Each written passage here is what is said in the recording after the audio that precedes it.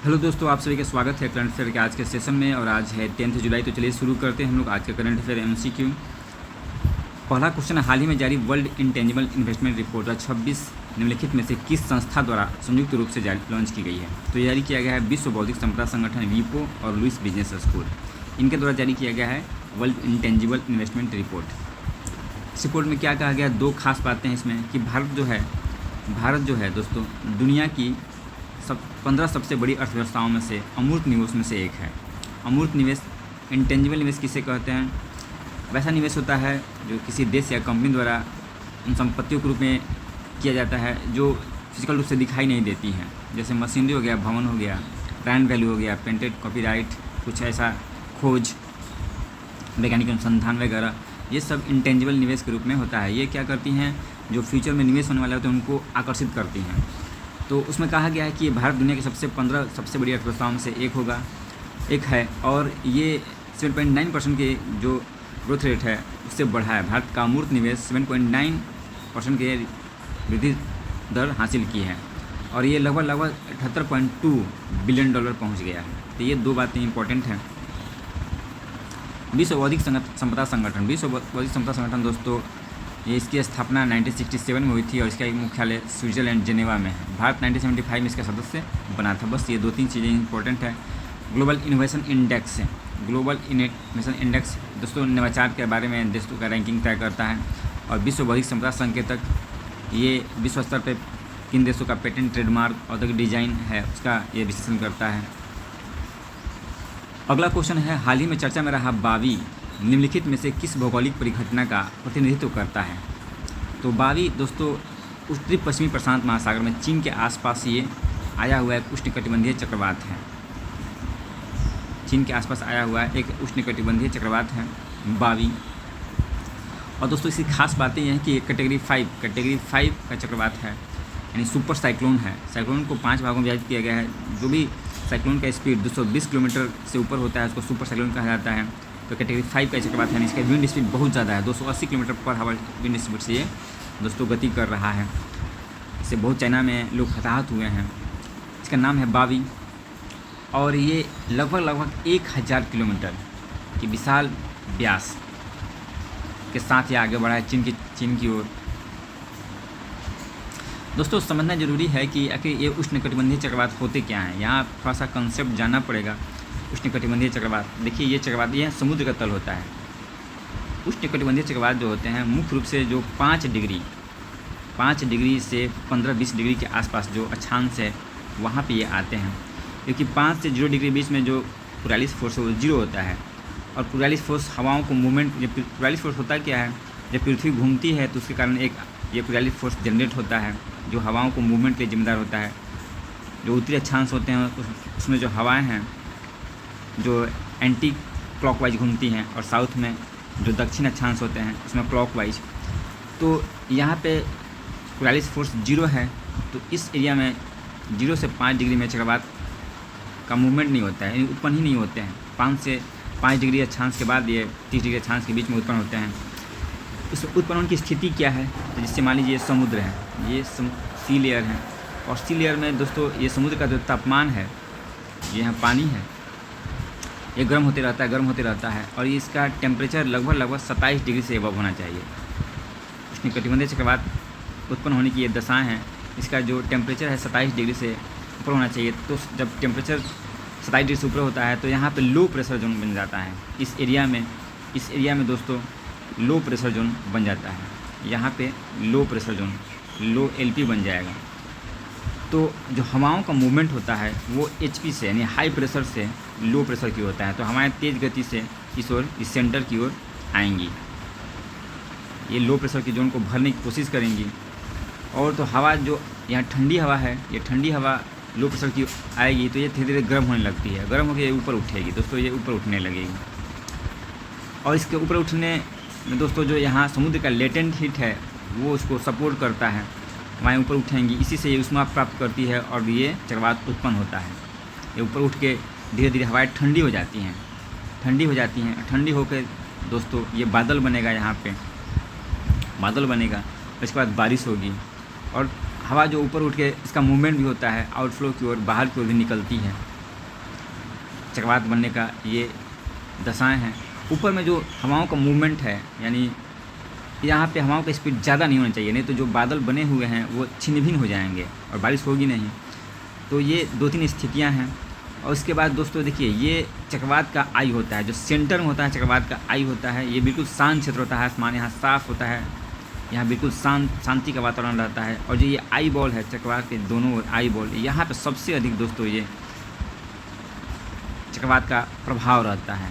यहाँ पे तेज़ हवाएं चलेंगी और क्यूमुलोनिम्बस जो क्लाउड्स हैं या क्यूमुलोनिम्बस क्लाउड्स बनेंगे, उसके कारण से बारिश होगी।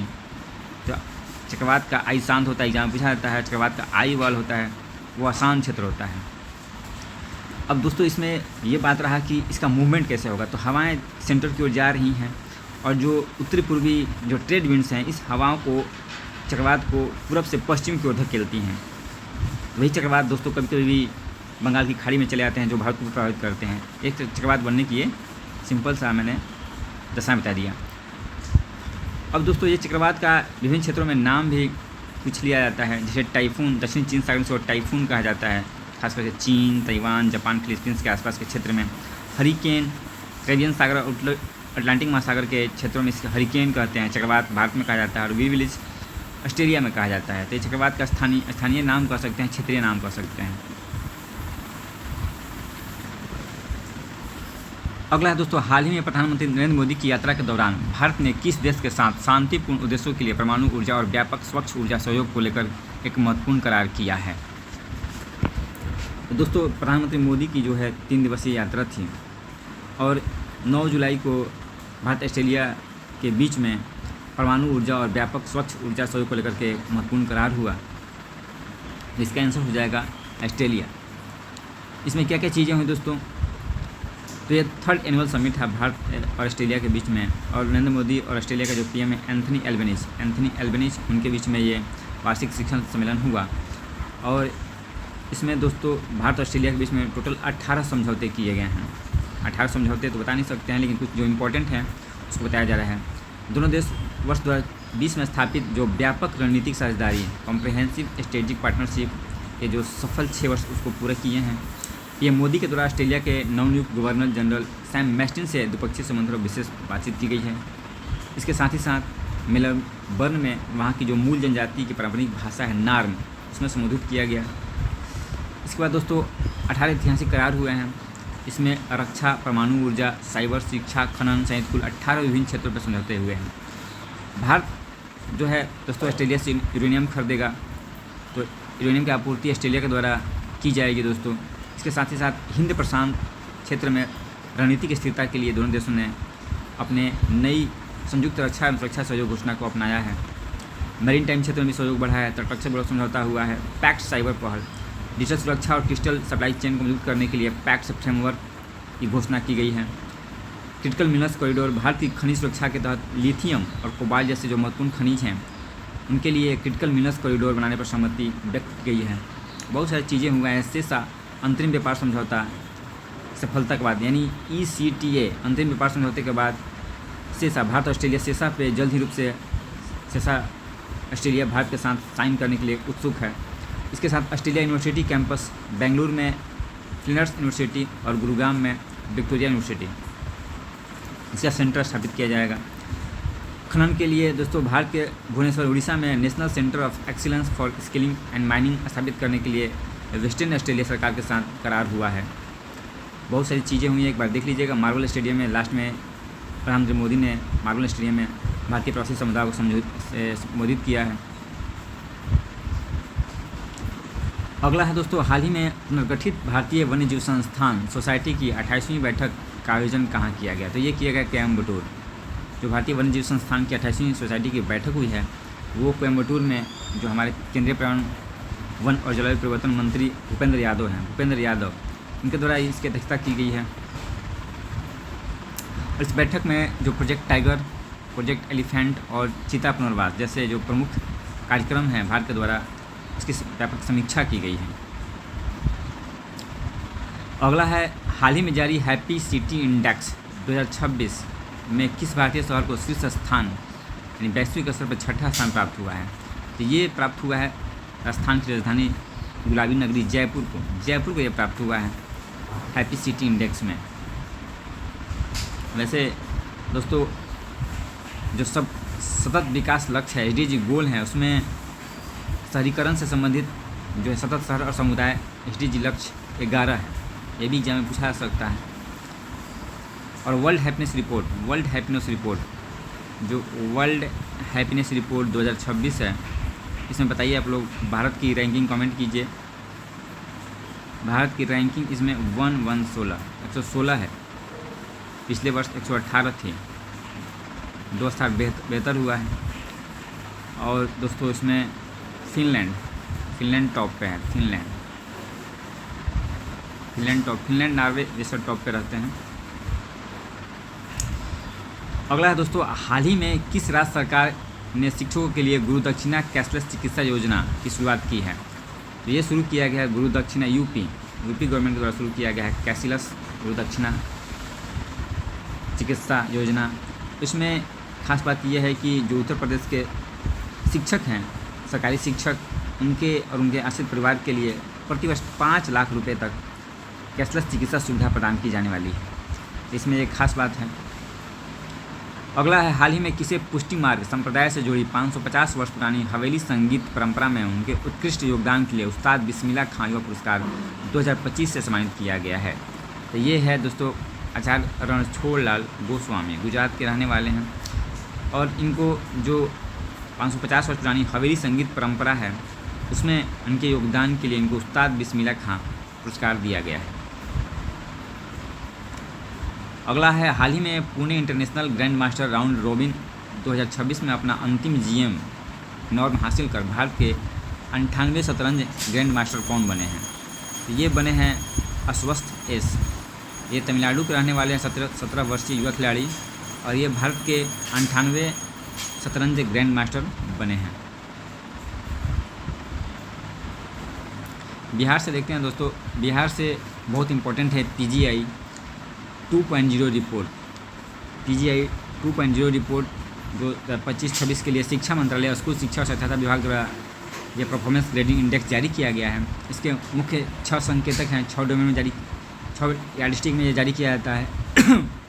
और बिहार के बारे में कहा गया है कि इस सूचकांक में बिहार को आकांक्षी 1 एस्पायरेशनल 1 ग्रेड में प्राप्त हुआ है। इस रिपोर्ट के द्वारा बिहार को कुल 1000 अंकों में 564.8 अंक हासिल हुए हैं। तो ये अंक पूछा जा सकता है। और सबसे जो महत्वपूर्ण बात है कि बिहार में लर्निंग आउटकम में सुधार हुआ है। बिहार को इसमें 81.9 अंक मिले हैं, जिसके साथ वो आंध्र प्रदेश, कर्नाटक, तमिलनाडु जैसे जो शैक्षणिक राज्य हैं उनसे वह आगे निकल गया है। तो ये बहुत इंपॉर्टेंट है बिहार के लिए। साथ ही साथ ये कहा गया है कि बिहार में जो इंफ्रास्ट्रक्चर है, स्कूल के जो बुनियादी ढांचे होते हैं, उसमें सुविधाओं की कमी है। उसमें से इसे कुल 190 अंकों में से केवल 64.8 अंक मिले हैं। रिपोर्ट ये बताती है कि बिहार में शैक्षणिक इंफ्रास्ट्रक्चर की बहुत कमी है। अगला है बिहार में परमाणु ऊर्जा योजना। दोस्तों बिहार में परमाणु ऊर्जा की संभावना को तलाश करने के लिए बांका जिला के भितिया, नवादा जिला के रजौली, सिवान जिला के दरौली और बांका जिला के शंभूगंज में संभावनाओं की तलाश की जा रही है। इस संबंध में जो मुख्य सचिव हैं, चीफ सेक्रेटरी, उनकी अध्यक्षता में एक मीटिंग हुई है। क्योंकि कोई भी परमाणु ऊर्जा संयंत्र स्थापित किया जाता है तो उसके आसपास परमाणु ऊर्जा के लिए दोस्तों सबसे महत्वपूर्ण है कि वो भूकंप जोन से प्रभावित न हो और वहाँ पे वाटर सप्लाई अच्छा हो, पानी की सप्लाई बेहतर होनी चाहिए। और सेफ्टी मेजर्स के लिए सब चीज़ों का पहले से ही संभावना की जाती है कि कहाँ सही रहेगा। तो इन सब जगहों पे इसकी तलाश की जा रही है। अगला है पटना से 4 शहरों के लिए रैपिड रेल सेवा शुरू की जाएगी। ये कहाँ शुरू की जाएगी? पटना आरा, पटना गया जी, पटना बेगूसराय और पटना मुजफ्फरपुर। इन शहरों के बीच में रैपिड रेल सेवा शुरू की जाने वाली है। और ये होती क्या है रैपिड रेल सेवा? नाम से स्पष्ट है, रैपिड रेल, तेज़ गति से चलने वाली ये। तो ये 160 से 180 किलोमीटर प्रति घंटा की स्पीड से चलने वाली है, जिससे समय में कमी आएगी और कनेक्टिविटी तेज़ी से बढ़ेगा। अगला है दोस्तों 3 नए केंद्रीय विद्यालय खोलने का निर्णय लिया गया सरकार के द्वारा। तो कहाँ खोले जाएंगे? मधुबनी, मुंगेर में और मुजफ्फरपुर में। ये 3 नए केंद्रीय विद्यालय खोलने का सरकार द्वारा निर्णय लिया गया है। तो बिहार से इतना ही था दोस्तों। आज का कंटेंट इतना ही था। Thank you.